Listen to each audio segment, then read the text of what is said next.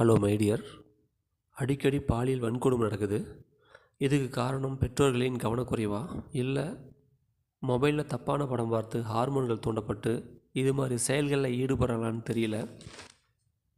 2025 ஜனவரி 24 night Chennai Perambur Thiruvika நகரில் இருக்கிற ஒரு போலீஸ் ஸ்டேஷனுக்கு 33 வயது மதிக்கத்தக்க ஒரு பெண்மணி பதறடித்து ஓடி வராங்க.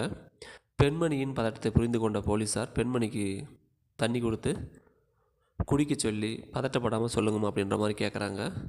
அந்த தாய்,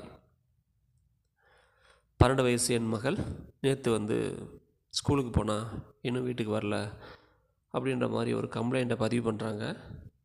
இன்ஸ்பெக்டர் கிருபாநிதி தலைமையிலான போலீஸார் வழக்கு பதிவு செஞ்சு செல்ஃபோன் டவர் மூலம் விசாரணை நடத்துகிறாங்க.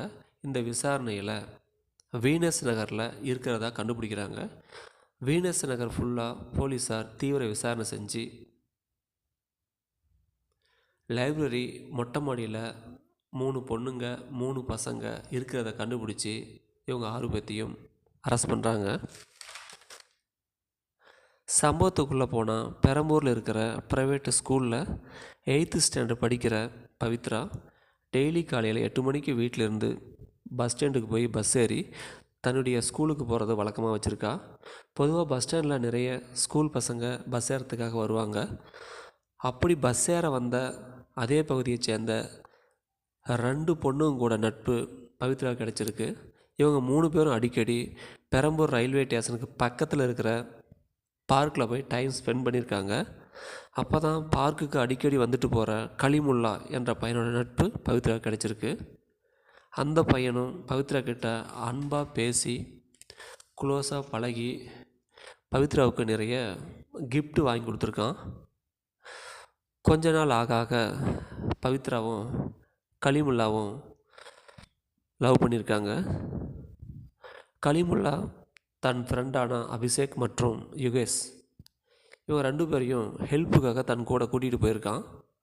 3 பசங்களும் 3 பொண்ணுங்கிட்ட பஸ் ஸ்டாண்டில் போய் பழகியிருக்காங்க. ஆளுக்கு ஒரு பொண்ணுன்னு செலக்ட் பண்ணி 3 பசங்களும் லவ் பண்ண ஆரம்பிச்சிருக்காங்க. நாட்கள் ஆக ஆக லவ் ஸ்ட்ராங்காக இருக்குது. 3 பொண்ணுங்களும் பேரண்ட்டுக்கிட்ட நாங்கள் ஸ்கூலுக்கு போகிறோம் அப்படின்னு பொய்ய சொல்லிவிட்டு இந்த 3 பசங்க கூட அடிக்கடி ஊர் சுற்றிருக்காங்க. செல்ஃபோனில் ஆபாச வீடியோ காட்டி பொண்ணுங்க மனசை மாற்றிருக்கானுங்க.